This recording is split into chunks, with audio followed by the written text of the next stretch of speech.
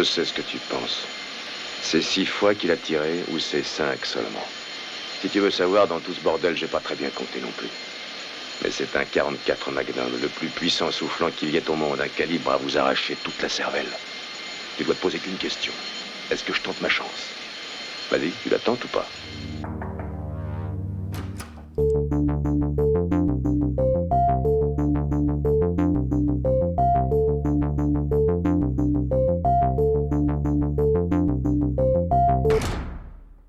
Le premier Dirty Harry est sorti en 1971, il y a 50 ans. Un demi-siècle de recul, c'est assez pour se replonger dans ce film et voir un peu les qualités qu'il a, ce qui explique son succès et ce qui explique aussi un peu les polémiques qu'il a suscitées. J'en suis ému jusqu'au plus profond de l'âme. Dans la carrière de Clint Eastwood, il y a un avant et un après Sergio Leone. Avant Sergio, Clint, c'est des apparitions dans des seconds rôles, rien de transcendant, et surtout le fait qu'il a décroché en quelque sorte la timbale alimentaire qui va lui permettre de se faire une notoriété et puis de manger, surtout pendant quelques années, avec la série Raw Wide. Cette série télé-western qui lui permet de se faire un nom et puis de se faire connaître aux yeux du public américain va aussi l'enfermer dans un emploi qui est quand même assez réducteur et faire qu'au bout d'un moment sa carrière stagne. Et l'âge avançant, il a déjà 36 ans, il se trouve un petit peu dans une impasse, surtout qu'il est question d'arrêter la série et qu'il n'a pas non plus de projet très important pour la suite. Bon, ce qui suit est très connu, c'est un peu l'an zéro de Clint Eastwood, le départ en Italie, le tournage avec Sergio Leone, le succès des films de la trilogie du dollar. On peut retrouver une évocation de cette période de la carrière de Clint dans le film Il était une fois à Hollywood de Quentin Tarantino. Je vous le conseille. Bon, il s'agit bien sûr d'un personnage fictif, c'est Rick Dalton, mais qui est quand même très inspiré de Clint Eastwood à ce moment de sa carrière, vu que c'est un acteur de série B qui a joué aussi dans une série qui est un petit peu sur le déclin et qui va relancer sa carrière en partant en Italie. Il y a d'autres choses dans ce film qui sont intéressantes et qui auraient un lien avec Dirty Harry. C'est notamment le rapport qu'il peut y avoir avec les hippies. On verra notamment plus tard que Scorpio, le tueur de Dirty Harry, arbore fièrement un ceinturon avec le symbole Flower Power. Ceinturon qui est d'ailleurs cassé, donc est-ce qu'il faut y voir une symbolique? Je pense que oui. Et l'image que le grand public se fait de ces hippies, qui a été fortement écornée, c'est le moins qu'on puisse dire, avec le meurtre sauvage de Sharon Tate par la famille de Charles Manson, qui va sonner un petit peu le glas des années du Flower Power et déboucher sur la période à laquelle se déroule l'inspecteur Harry, c'est-à-dire une période de l'histoire des États-Unis qui est un petit peu troublée, qui a tourné la page d'une période un peu plus candide, un peu plus idéaliste et optimiste, et qui rentre en plein dans une part plus sombre de son histoire. Ce qui va d'ailleurs se ressentir fortement dans la tonalité des polars produits à cette époque, avec une vision plus noire de la criminalité et du rôle de la police, qui est donc initiée en partie avec la sortie de Dirty Harry. Bref, pour revenir à ce point de la carrière de Clint Eastwood, après le succès de la trilogie du dollar, Clint Eastwood va monter sa propre société de production qui s'appelle Malpaso, qui sera chargée de produire les films dans lesquels il apparaîtra, que ce soit en tant qu'acteur, en tant que réalisateur ou en tant qu'acteur-réalisateur. Donc assez tôt, il se met aussi à l'abri et s'offre une marge de sécurité et d'action dans la production de ses films. Donc un nouveau départ pour Clint Eastwood qui va enchaîner quelques bons films, même de très bons films hein, comme Pandéléo et Court, Un shérif à New York, Sierra Torrid, et qui va donc développer un peu sa carrière, mais à qui il manque, suite à son passage culte dans les films de Léon, un personnage un peu badass qui lui permette vraiment cette fois-ci d'asseoir son image auprès du public. Et donc on arrive en 1970, à la période de développement de l'inspecteur Harry, qu'on retrouve là où on l'avait laissé. Eh bien, je viens de passer 3/4 d'heure devant votre porte, assis sur mon cul, à attendre que vous donniez vous décider. Le scénario de Dirty Harry va circuler entre plusieurs mains, entre plusieurs studios, plusieurs maisons de production, et va être notamment proposé à des grands acteurs comme Paul Newman, qui refusera en disant que le rôle est trop à droite pour lui, et aussi une proposition à Frank Sinatra qui au départ sera ok, mais qui finira par décliner en prétextant une blessure, alors qu'en fait il souhaite tout simplement pas incarner un personnage aussi antipathique que l'inspecteur Harry. Enfin, et c'est ce qui nous intéresse, le scénario va finir par atterrir entre les mains de Clint Eastwood et de sa société de production Malpaso. Malpaso s'associe avec la Warner pour mettre le film en chantier. Avec un budget de 4 millions de dollars, la réalisation est confiée à Don Siegel, un réalisateur expérimenté qui a déjà à son actif plus de 20 films, dont le classique L'invasion des profanateurs de sépulture. Il a déjà travaillé avec Clint à 3 reprises dans de bons films, notamment Un shérif à New York, une sorte de proto-Harry que j'associais d'ailleurs à la saga quand j'étais plus jeune, Les Proies et Sierra Torride. Bon, Les Proies, c'est un peu particulier, je vous laisse aller voir le pitch, c'est très bon. En tout cas, voilà, Don Siegel a déjà produit 3 bons films avec Clint Eastwood quand il se lance dans la réalisation de Dirty Harry.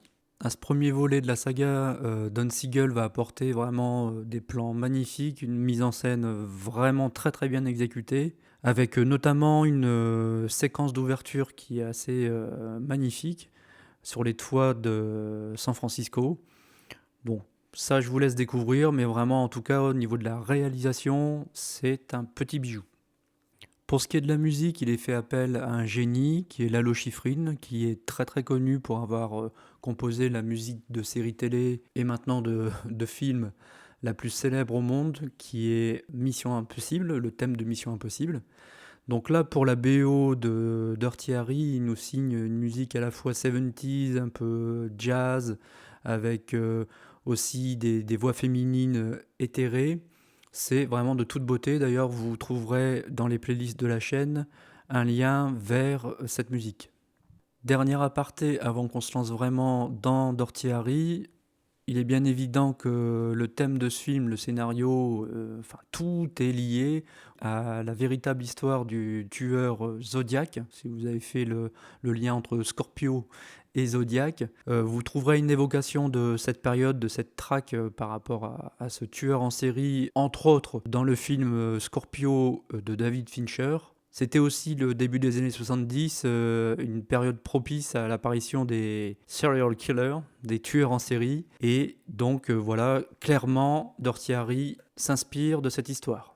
On y est. Alors, Dirty Harry, qu'est-ce que c'est ? Un tueur planté sur le toit d'un immeuble, abat avec un fusil à lunettes, un fusil de sniper, une femme dans une piscine, et il laisse une lettre de menace sur place, adressée à la ville de San Francisco.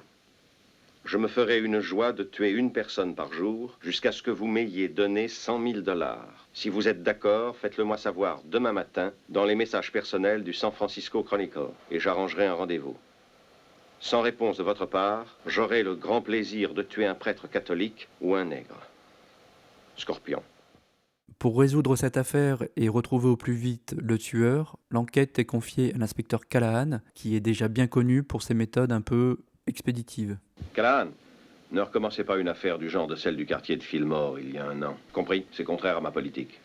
Lorsque je vois un adulte du sexe masculin courir derrière une femelle avec l'intention évidente de la violer, je le descends avant, c'est ma politique.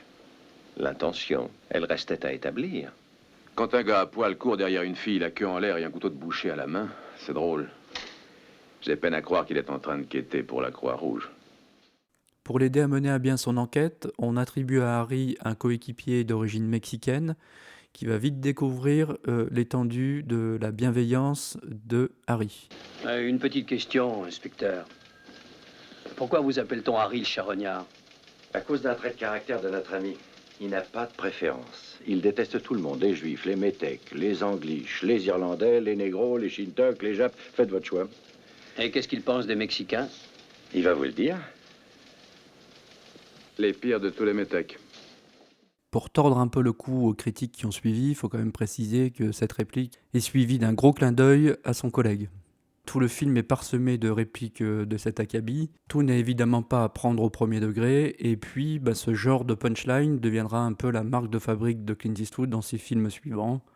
Pour moi, l'apogée de ce style de punchline, en bien pire, ça sera Le Maître de guerre. Mais bon, ça c'est une autre histoire. Mais c'est le genre de chose qui a servi de munition aux gens qui ont voulu prêter à Clint Eastwood des penchants fascistes, racistes et tout autre qualificatif sympathique. La suite du film nous montre la traque de Scorpio, donc l'antagoniste du film, qui est une espèce de tueur complètement dingo, qui est sans scrupules, qui va tuer un enfant, qui va tuer un flic faute d'avoir réussi à tuer un prêtre, qui enlève, séquestre, viole et laisse pour morte une gamine tout en continuant son chantage.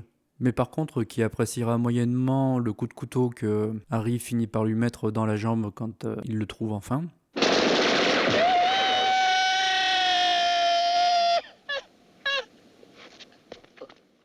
D'ailleurs, au passage, le personnage de Scorpio est tellement caricatural que j'ai trouvé qu'il aurait fait un très bon Joker dans un Batman. D'ailleurs, rôle dans lequel Clint Eastwood a été envisagé pour incarner un Batman vieux, mais ça bien plus tard dans sa carrière. En tout cas, voilà, personnage caricatural, rire maléfique. Personnellement, j'aime beaucoup ce genre de personnages caricaturaux et détestables à 100%. Harry finira par l'arrêter dans une scène qui est devenue culte dans un stade de foot vide.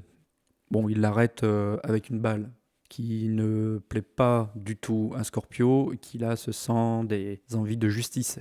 Je vous en prie, arrêtez. Je suis blessé. Vous voyez bien, vous m'avez blessé. Pitié, arrêtez.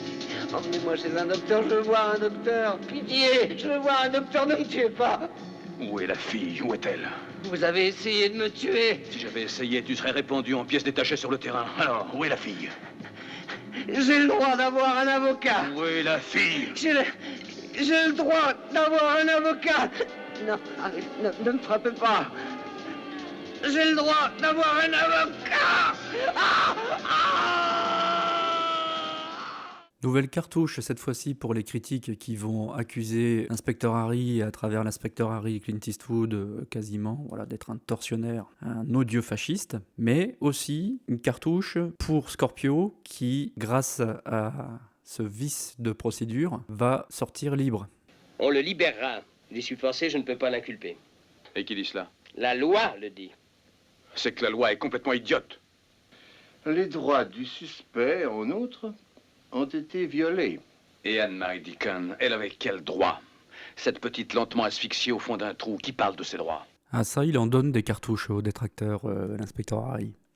Donc non content de sortir de prison, Scorpio va continuer à narguer les autorités et, étant prévenu que Harry va l'avoir à l'œil, va payer quelqu'un pour se faire tabasser et accuser Callahan. S'en suivra évidemment une rechute du tueur, qui là pour le coup ne se cachera plus et finira carrément, pour finir sur une note modérée, par prendre en otage un bus rempli d'enfants. Je veux maman, je veux Quoi? rentrer chez maman. Tu veux rentrer pour quoi faire? Allez, chante! Mais chante, je te dis! Ron, ron, ron! Mais qu'est-ce que tu as? Pourquoi tu chantes pas? Ron, ron, ron! Le temps, mais pourquoi tu chantes pas, sale gosse, t'es malade? Ron, ron, toutes vos mères, je les tuerai. Si vous arrêtez de chanter, je les tuerai, toutes vos mères! Allez, ron, ron, ron! Bon, la toute fin du film, je vous la spoile pas, mais vous vous doutez déjà du type de traitement que va réserver Harry à notre cher Scorpio. Au niveau du casting, bon, on va pas se mentir, Clint Eastwood écrase tout. Il est le centre du film, tous les personnages gravitent autour de lui. Il est absolument excellent dans ce rôle, ça c'est pas une surprise, d'autant que ce rôle est quand même taillé vraiment pour lui. On peut noter quand même la prestation de Andrew Robinson en Scorpio, qui est quand même assez, bon, comme je l'avais déjà dit, caricatural, mais quand même emblématique. À l'époque, il avait une tête d'ange, une bonne tête de hippie sympa, mais il pouvait aussi jouer vraiment le côté vicieux. Il le fait à merveille dans ce rôle. On ne le reverra pas dans des choses très mémorables. On le verra même dans Cobra, on le verra dans quelques séries B, dans quelques séries télé. Mais bon, en tout cas, voilà, je pense que Andrew Robinson, dans Dirty Harry, a tenu le rôle de sa vie. Au niveau du casting aussi, une curiosité avec l'apparition d'Albert Popwell, qui va incarner des rôles différents dans les différents volets de la saga Dirty Harry. Dans le premier, il s'agit du braqueur Black qui est au sol et que Harry défie à l'aide de son magnum, ce qui donne lieu à l'introduction de la vidéo. Dans les autres volets, en fait, il incarnera des personnages différents à chaque fois. Donc c'est une curiosité, j'ai pas vraiment d'infos pour ça, si ce n'est que oui, dans l'inspecteur Harry, c'est un braqueur. Dans Magnum Force, c'est un macro. Dans l'inspecteur ne renonce jamais, c'est un chef de gang ou de secte. Voilà, un personnage important comme ça. Et dans le retour de l'inspecteur Harry, c'est carrément un ami collègue de Clint Eastwood. Donc voilà, une curiosité, un acteur qui a joué dans 4 des volets de la saga avec des rôles différents. Alors au final, qu'est-ce que j'en pense de ce film ? J'en pense que c'est un grand film qui est vraiment très sombre, caricatural quand il faut l'être, qui dresse quand même un portrait assez sombre du contexte de l'époque. Clint Eastwood, là, retrouve un rôle à la hauteur de L'homme sans nom de chez Léon.